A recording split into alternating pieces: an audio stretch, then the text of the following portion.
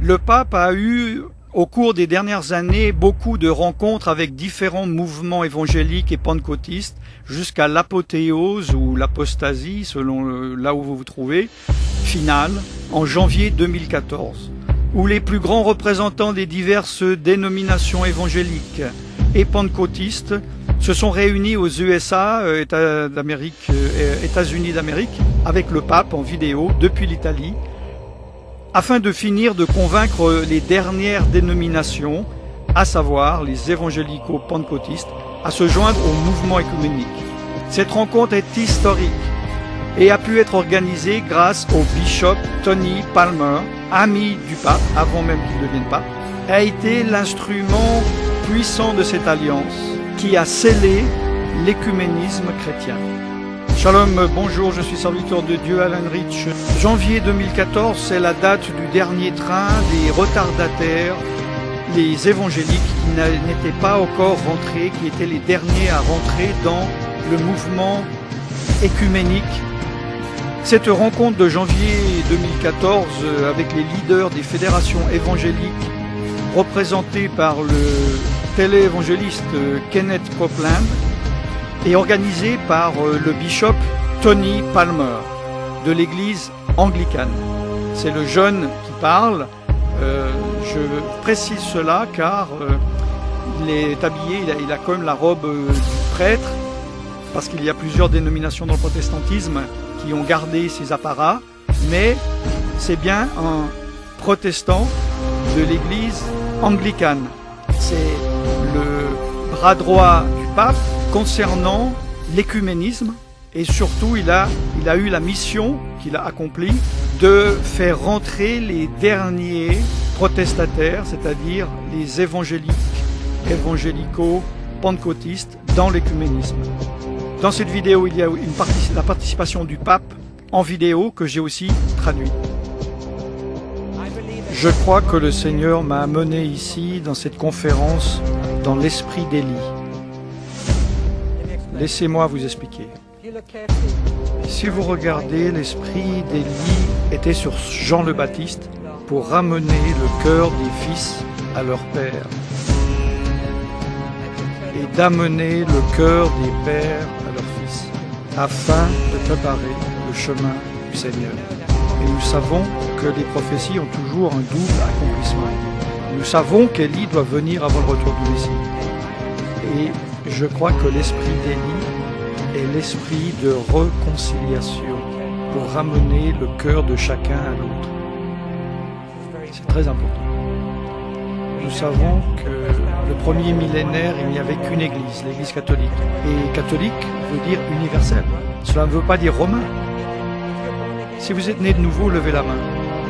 Vous êtes catholique. Reprenez ce qui vous appartient. Nous sommes catholiques. Ensuite, il y a eu une division à la fin du premier millénium. Il y a eu les orthodoxes, Occident et Orient. 2 églises. Et 500 ans plus tard, nous avons Luther et ses protestations. 3 églises en 1500 ans. Plutôt 3 dénominations. Et depuis la protestation de Luther, 33 000 nouvelles dénominations.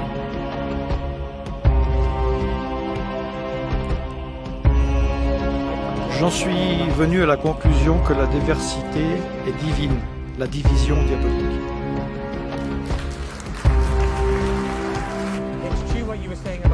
Je suis d'accord avec vous, la gloire que le Père avait, il l'a donnée à Jésus. La gloire était la présence de Dieu. Qu'est-ce que le renouveau charismatique? C'est lorsque l'on expérimente la présence de Dieu. Et il a dit, je leur donne la gloire pour des raisons pragmatiques afin qu'ils soient un. C'est la gloire qui nous tient ensemble, pas la doctrine. C'est la gloire. Si vous acceptez que Christ vit en moi et que la présence de Dieu est en moi et que la présence de Dieu est en vous, c'est tout ce dont nous avons besoin. Car Dieu résoudra toutes nos doctrines lorsque nous serons là-haut. Donc l'unité en Christ est la base de notre crédibilité parce que Jésus a dit, à moins qu'il ne soit un, le monde ne croirait pas. La division détruit notre crédibilité. C'est la peur qui nous tient séparés. Bon, là, il fait un jeu de mots en anglais intraduisible. Car la plupart de vos peurs sont basées sur la propagande. Pourquoi cette réunion est historique?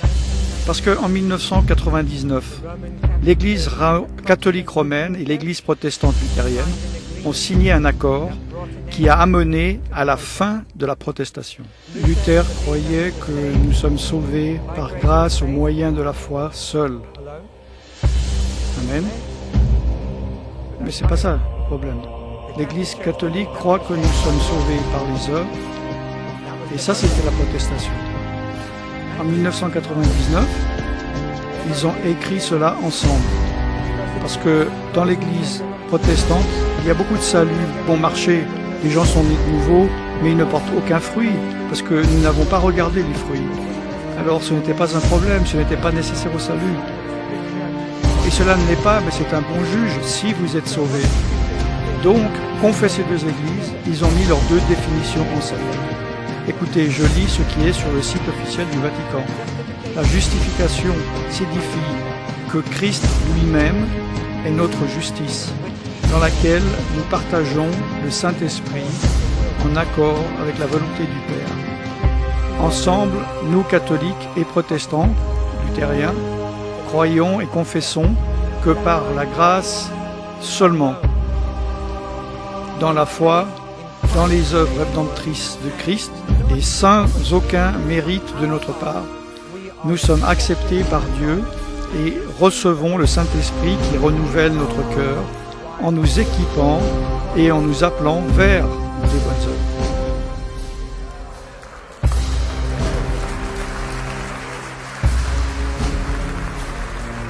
Ceci aboutit à la fin de la protestation de Luther. Frères et sœurs, la protestation de Luther est terminée. Maintenant, c'est la vôtre. En 1999, cela a été signé par l'Église luthérienne, la Fédération mondiale luthérienne, et près de 5 ans plus tard, la Fédération mondiale méthodiste a signé, et jusqu'à aujourd'hui, nous n'avons aucun protestant évangélique qui se lève pour signer cet accord, pour être d'accord avec nos frères et sœurs que nous sommes sauvés par grâce, au moyen de la foi qui nous amène aux bonnes œuvres. Et je crois que c'est quelque chose qui a besoin d'être réparé. C'est un défi donc pour vous. Donc la protestation est terminée depuis 15 ans. Et je provoque un peu mes amis pasteurs protestants en disant, s'il n'y a plus de protestation, comment peut-il encore y avoir une église protestante? Peut-être que maintenant nous sommes à nouveau tous catholiques. Mais nous avons réformé, nous sommes catholiques dans le sens universel. Nous ne protestons plus la doctrine du salut de l'Église catholique. Maintenant nous prêchons le même évangile. Nous prêchons, vous êtes sauvés par grâce, par le moyen de la foi uniquement. Uniquement, ce mot était l'argument pendant 500 ans. Ce mot est là, vous pouvez le vérifier vous-même. La protestation est terminée. La protestation est terminée. Laissez-moi prier et nous regarderons la vidéo. Je crois que nous allons voir de plus en plus de personnes appelées à aller dans le monde en travaillant dans les églises, dans l'esprit des livres, afin d'amener le cœur des enfants vers les pères et le cœur des pères vers les enfants, afin de préparer un peuple pour le Seigneur, des ministères de réconciliation. Nous devons mettre autant de ressources et d'énergie dans le ministère de réconciliation que dans le ministère d'évangélisation. J'aimerais prier cette prière, si vous êtes d'accord, vous pouvez dire Amen. C'est la prière d'un mourant. Et lorsque vous savez que vous allez mourir, vous priez la plus importante des prières. Il dit, je ne prie pas pour eux seulement, mais aussi pour ceux qui croiront en moi par leurs paroles, afin qu'ils puissent tous être un, comme toi, Père, tu es en moi et moi en toi, qu'ils puissent croire, afin que le monde croie que tu m'as envoyé. et la gloire que tu m'as donnée, je leur ai donnée, afin qu'ils soient un comme nous sommes un. Gloire au Père. Amen.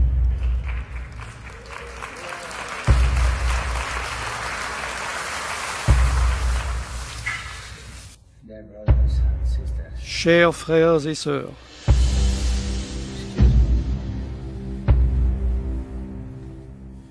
excusez-moi parce que je parle en italien. Mais je ne parle pas en anglais et je ne parle pas en italien.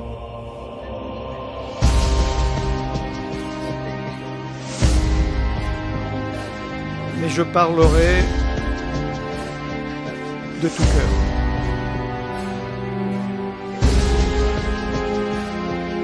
Dans un langage plus simple et plus authentique. Et ce langage du cœur a un langage particulier, spécial, une grammaire particulière, une grammaire simple, deux lois. Aimer Dieu au-dessus et aimer son voisin parce qu'il est notre frère et notre sœur. Avec ces deux lois, nous pouvons avancer. Je suis ici avec mon frère, le bishop, frère Tony Palmer, et nous avons été amis depuis des années.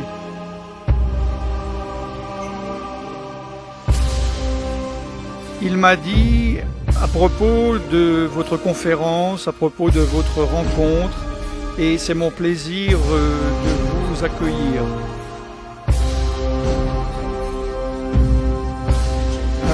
Un accueil et joyeux et nostalgique. Joyeux parce que cela me donne de la joie que vous vous soyez réunis pour adorer Jésus-Christ, le seul Seigneur, et prier le Père et de recevoir l'Esprit. Cela m'apporte de la joie parce que on peut voir que Dieu travaille partout dans le monde. Nostalgique parce que ça arrive dans des quartiers d'une ville. Il y a des quartiers, il y a des familles qui s'aiment et il y a des familles qui ne s'aiment pas, des familles qui sont ensemble, des familles qui se séparent. Et nous sommes, permettez-moi de le dire, séparés. Séparés à cause du péché. Nous sommes, c'est le péché qui nous a séparés. Tous nos péchés, le malentendu au travers de l'histoire, c'était une longue route et le péché que nous avons tous partagé. Qui est coupable? Nous avons tous la culpabilité. Nous avons tous péché. Il y a seulement un qui est sans péché, c'est le Seigneur.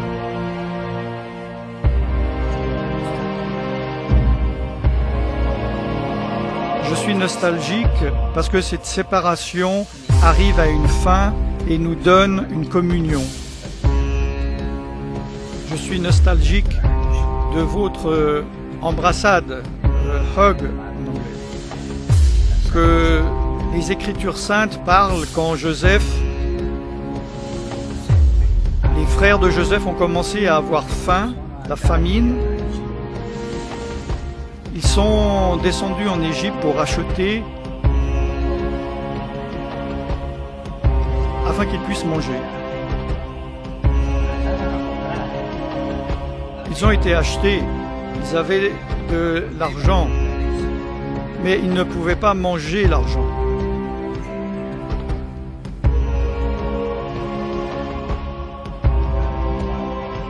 Mais ils ont trouvé quelque chose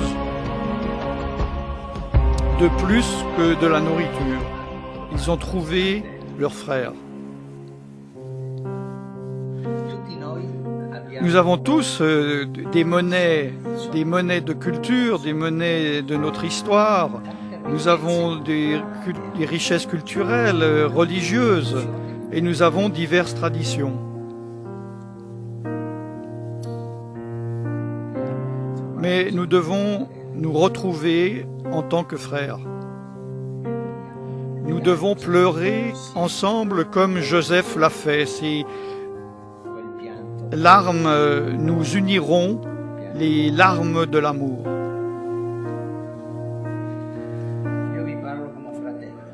Je vous parle comme un frère.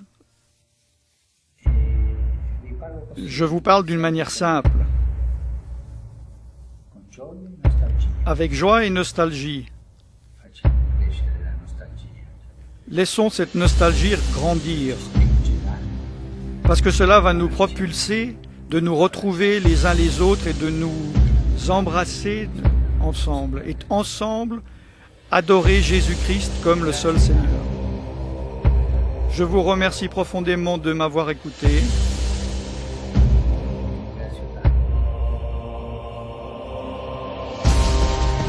Je vous remercie profondément de m'avoir permis de parler le langage du cœur.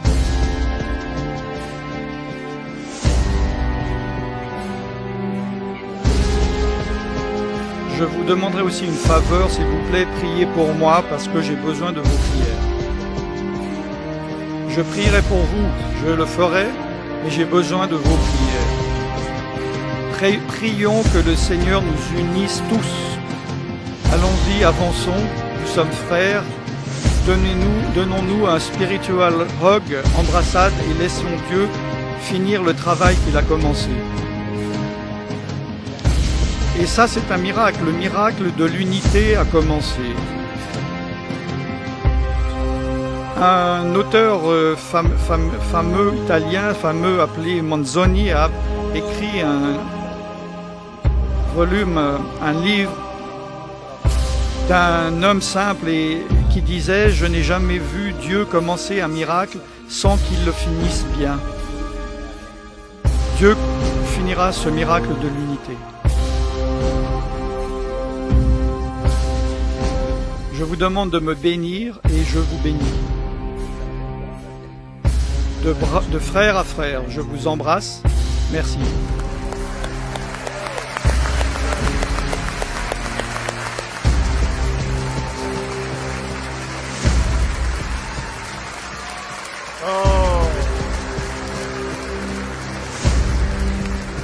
Gloire, gloire, gloire.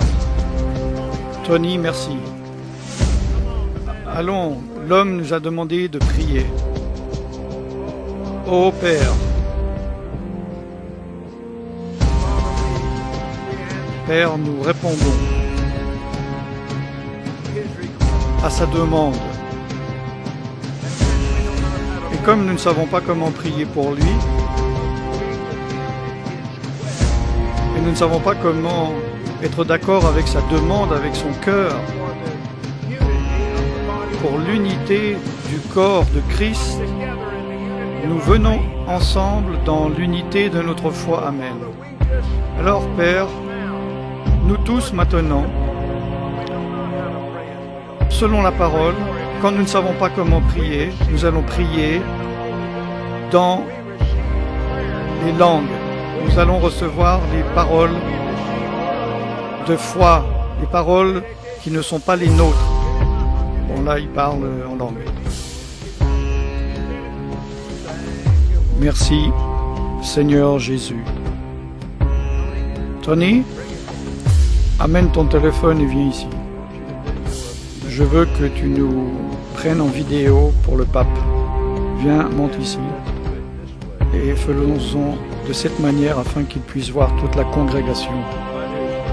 Mon cher monsieur, merci tellement du fond de notre cœur. Tous ces leaders représentent des dizaines de milliers de personnes dans le monde qui vous aiment, qui croient que Dieu est avec vous. Et pour répondre à votre demande, nous venons de prier pour vous et avec vous, et nous l'avons fait en esprit. Et nous croyons que nous recevons, selon les mots de Jésus, ce que vous désirez quand vous le demandez avec foi, recevez, croyez que vous l'avez reçu, et vous l'aurez. Notre désir, monsieur, avec vous, C'est dans le 4e chapitre du livre d'Éphésiens, jusqu'à ce que tous nous arriverons à l'unité de la foi et de la connaissance du Fils de Dieu, jusqu'à l'homme mature et de la stature de la plénitude de Christ. Merci, monsieur. Nous vous bénissons. Nous recevons votre bénédiction, c'est très très important pour nous. Et nous vous bénissons de tout notre cœur, de toute notre âme, et nous vous bénissons de toute notre force. Et nous vous remercions, monsieur. Nous remercions Dieu pour vous. Et donc, tous ensemble, déclarons ensemble. Soyez bénis. Encore une fois, tous ensemble, soyez bénis. Amen. Amen. Amen. Amen. Amen. Amen.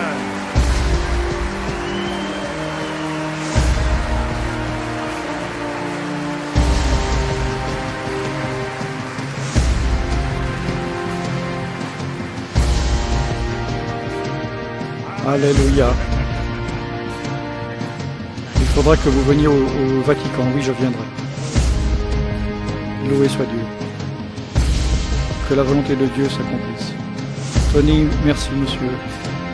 Vous nous avez vraiment bénis ce soir. Amen, merci. Je vous avais dit que vous ne l'oublierez jamais ce soir.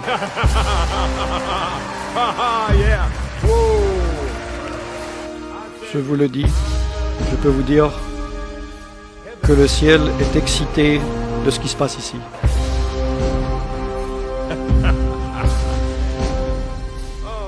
Merci Seigneur. Hallelujah. Cette rencontre a eu un impact massif dans le monde entier. Et cela a abouti à une rencontre à Rome le 24 juin 2014, 5 mois après cette rencontre, entre le pape Francis et les représentants de la délégation des leaders évangéliques et pentecôtistes, représentés par le téléévangéliste Kenneth Copeland et Geoff Thornycliffe, le secrétaire international de l'Alliance évangélique, donc mondiale. Tony Palmer, que vous voyez à droite, a été le catalyseur de cette alliance.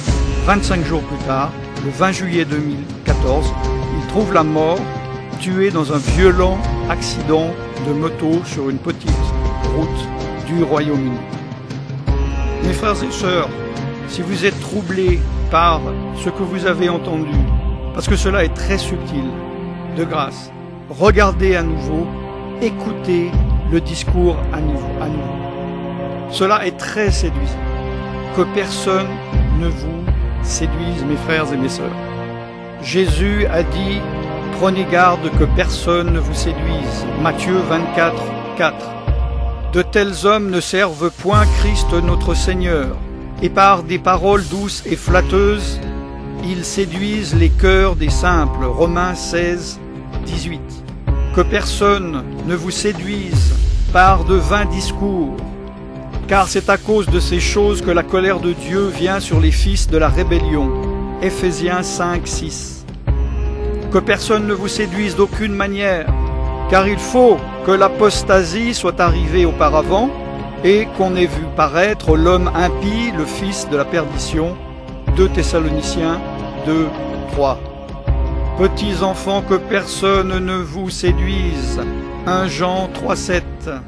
À la fin des temps, Dieu jeta le diable dans l'abîme, ferma et scella l'entrée au-dessus de lui, afin qu'il ne séduise plus les nations. Que celui qui a des oreilles pour entendre, entende. Je suis serviteur de Dieu Alain Rich et je vous bénis dans le nom tout-puissant de Yeshua Mashiach, Jésus-Christ en français. Shalom.